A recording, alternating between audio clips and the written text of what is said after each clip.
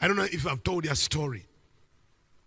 Some years ago, I went to a place called Rakai. The Lord sent me to a church.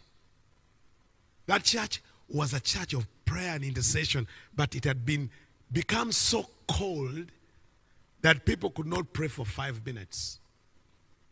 5 minutes. Beautiful church.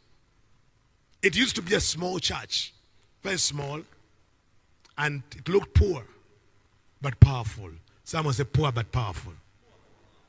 You know, before many of you knew me or you know me today, years ago my work was God would send me to churches that used to have the fire of God to awaken them in intercession.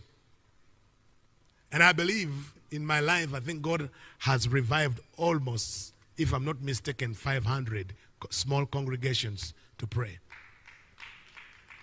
I don't know how many are being revived in the last 1 week. I don't know, but I believe hundreds. Or if a million people can view and are inspired. What I stopped 24 years, the Lord does not lose a battle. I thought I'd broken a fellowship for the 70 years revival. Now the revival is with us. God does not, Jesus does not lose a battle. So in those years, I could go to those places which had a fire and the enemy destroyed them to rekindle them. So this church was a small church, looked like poor, but was having influence. In the days of its power, when there was AIDS, HIV in Rakai, God used this church to stop that plague.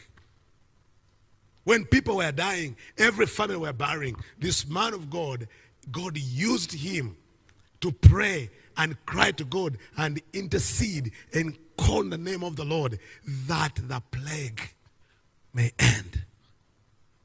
And they saw results.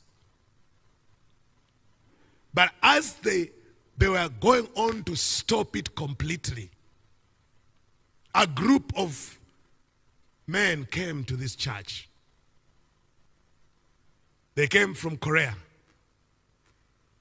They came and said, look, and said, oh, we've seen how you pray. We've seen people getting healed. And people were getting healed from HIV.